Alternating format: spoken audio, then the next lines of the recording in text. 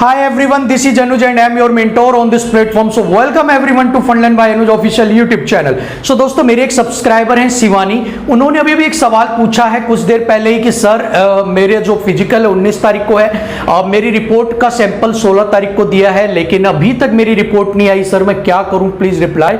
सो मुझे लगा कि ये प्रॉब्लम आप सभी लोगों की भी, बहुत से लोगों की प्रॉब्लम होगी, तो इसके ऊपर एक आप सभी को इकट्ठा ही बता दिया जाए बजाय कि सिंगल बताने के लिए। तो देखिए, अगर आपने सैंपल दे दिया है, आपको मैसेज नहीं आया है, रिपोर्ट नहीं मिली है, then now what to do, क्या करें अब, यही सबसे बड़ी प्रॉब्लम होती है। तो देखिए, सबसे पहले अगर आपके पास कोई मैसेज आ गया है, ठीक है, अगर आपके पास सैंपलिंग का मैसेज आया है एक फोन पर, आपके टेक्स्ट मैसेज जो मोबाइल देते हो वहां पर एक मैसेज आता है आपके पास कि आपकी सैंपलिंग ले ली गई है और आपका SRF नंबर, यहां पर एक नंबर आपको दिया जाता है। देखिए, एक नंबर होता है SRF ID लिखा होता है, उसके सामने आपका एक नंबर होता है। अब SRF क्या होता है? सैंपल रेफरेंस आईडी, कि जिस सैंपल आपकी लिया गया उसकी रेफरेंस आईडी क्या है, और यही वो चीज होती है जिसको आप बोल सकते हो ट्रैकिंग आईडी भी, ठीक है। जैसे आप फ्लिपकार्ट अमेजोन से कोई चीज मंगवाते हो और वहां पर लिखी होती है ट्रैकिंग आईडी बताओ,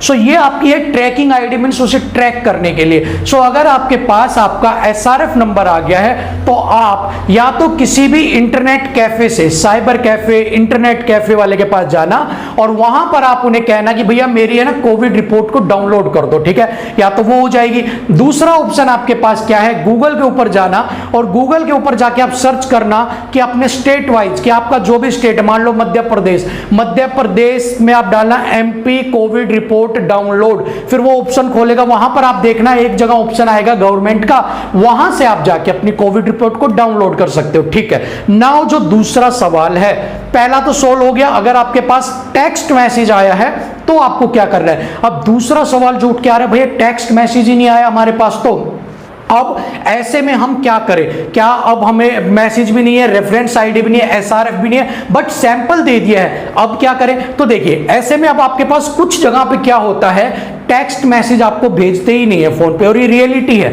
अब आपको क्या करना होता है कि आपको इन पर्सन जाके कलेक्ट करना पड़ता है हॉस्पिटल से, ठीक है। अब आपने 16 को दिया है, 19 का है आपका, 17 तक आपको उन्होंने कहा कि 18 तक रिपोर्ट आएगी, लेकिन आपको निकलना है, आप 17 तारीख को निकल गए हैं। अब हॉस्पिटल में आप कैसे जाओगे कलेक्ट करने?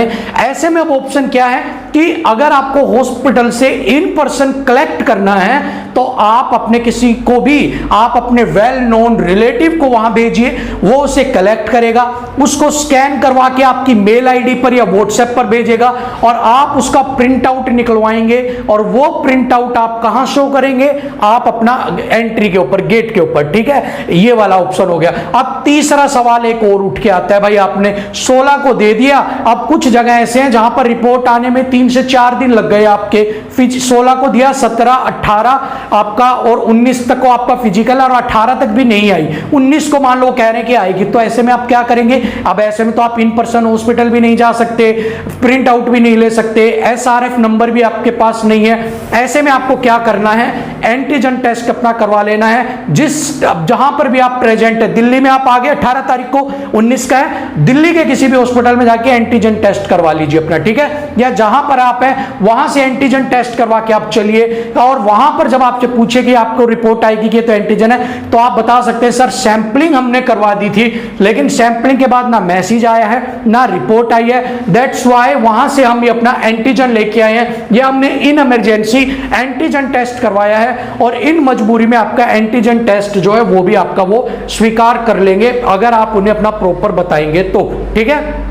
तो कोरोना रिपोर्ट के ऊपर ये तीनों केस जो भी हो सकते हैं वो मैंने आपको बता दिया। अब आपको क्या करना है क्या नहीं करना है। एक और कोरोना के साथ बनता है, नाम में मिस्टेक की बहुत पूछते हैं, सर नाम में मिस्टेक है, क्या मेरे नाम के मिस्टेक की वजह से वहां रिजेक्ट करेंगे? तो नहीं, आपको नाम में मिस्टेक है, अमन नाम है, AMAN है आपका नाम, AMEN, आमीन लिख दिया आपका, ठीक है, तो भी आपका चलेगा। उसके अंदर कुछ और डबल N लगा दिया तो भी चलेगा, घबराने की जरूरत नहीं है। वहां पर पर आपका आधार कार्ड नंबर होता है, मोबाइल नंबर होता है, उससे भी वो बाद में आपका ट्रैक कर सकते हैं। ठीक है, एक और सवाल उठ के आता है, क्या जो ऑनलाइन है वो ही चलेगी रिपोर्ट या फिर जो हॉस्पिटल से आएगी वो ही चलेगी? तो देखिए, हॉस्पिटल वाली तो आप लेने से रहे, 16 को सैंपल दिया, 17 या 18 को आएगी तो आपको निकलना, आप निकल जाओगे। ठीक है ना। सो इन केस में आपका मोबाइल के ऊपर जो रिपोर्ट आई है वो वैलिड होगी, ऑनलाइन वाली।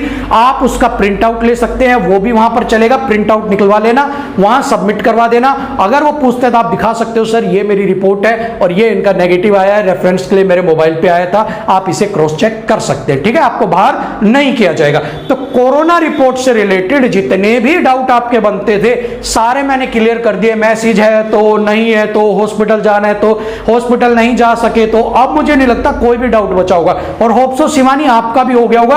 और शिवानी, अगर आपने बताया कि आपने एंटीजन टेस्ट करवा रखा है, रिपोर्ट अगर आपके पास मैसेज है एसआरएफ तो आप निकलवा लीजिए, नहीं है तो अगर हॉस्पिटल से मिलती है तो वहां से आपको कोई भेज देगा, और अगर वहां भी नहीं है तो एंटीजन जो आपने करवाया वो लेके चले जाना, आपको वैलिड कर देंगे, बाहर नहीं करेंगे। ठीक है, सो यही आज की वीडियो का मोटिव था, आप सबके डाउट को क्लियर करना, और हमारा जो मोटिव है वो पूरा हो चुका है। सो अब आपसे हम इजाजत लेते हैं, तब तक के लिए वीडियो को लाइक, शेयर, नए हैं तो सब्सक्राइब, बेल आइकन प्रेस कर दीजिए। ऐसी एक और किसी वीडियो के साथ, नई इंफॉर्मेशन के साथ आपके साथ फिर रूबरू होंगे, तब तक के लिए दीजिए इजाजत। जय हिंद।